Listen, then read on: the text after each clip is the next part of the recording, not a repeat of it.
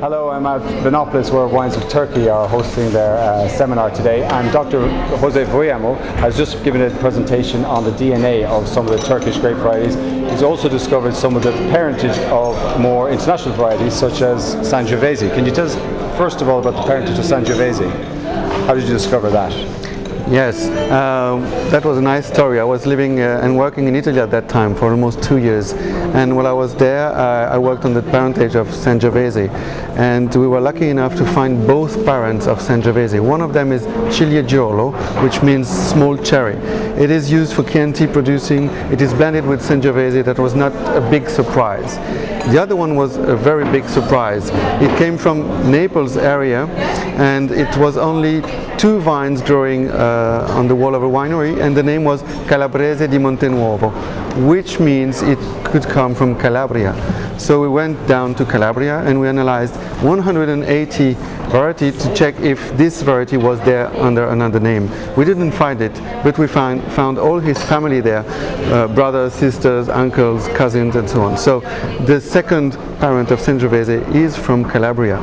That means that Sangiovese is a natural, spontaneous cross between Ciliegiolo from Tuscany and Calabrese di Montenuovo from Calabria, which was not a very good... That's a surprise for the Italians. Surprise, and not good news for Tuscan people. No, sure. And so what about in Turkey? You've been looking at some of the wild cultivars versus the wild grape varieties versus some of the cultivated grapes. Can you tell us what your discoveries were there? Yes, the idea of the project was to compare what Patrick McGovern had found with archaeology with genetics, what genetics could bring us about this topic.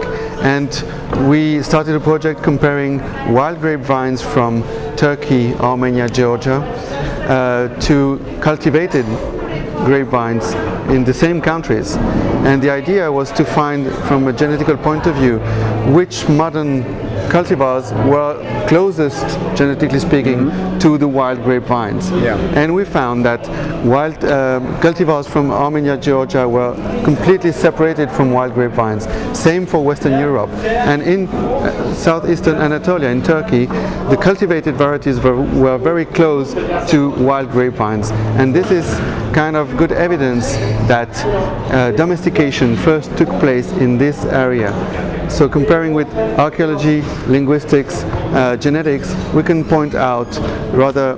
Sorry, it's busy. We're on the third part. Okay. Keep going, It's pointing to southeastern Anatolia as the birthplace of wine, or the domestication place of wine. Okay. And it's also the place where originate all the Indo-European languages.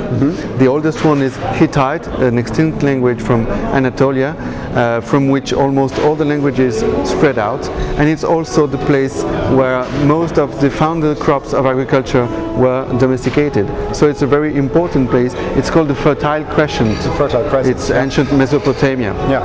And briefly, can you give us a comparison of some of the grape varieties from Turkey and their style, so people can familiarize with them, the international grape varieties? Yes, I was really surprised this morning to discover these wines, because I was expecting heavier and more dull wines than what we had. We had very fresh wines with a good amount of acidity and fresh aromas. I was very pleased to taste these 5 varieties.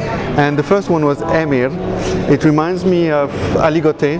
Yes. From Burgundy. Yep. It has a lot of citrus note, a lot of acidity. It is not very complex. Okay. It's okay. It's not very complex, but it is very fresh for aperitif. Second one was Narince. Yes. It is more full-bodied. It is made in oak, so it reminded me a bit of Chardonnay. Yep, it's affinity to oak.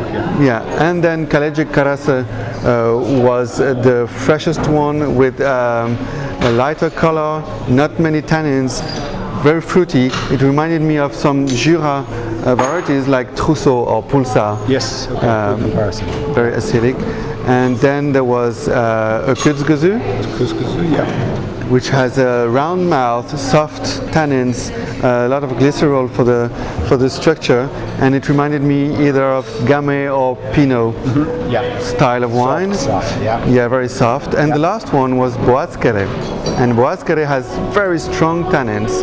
It's very powerful, and it reminds me of Aglianico, Italian Aglianico with very strong tannins that needs some aging or blending, and Boaschere is very often blended with the previous one with Okudzukuzu, and I think that the blend balance all the stuff together. Yeah, great. Thank you very much. It's very interesting, Doctor. Thank you very much. Thank you.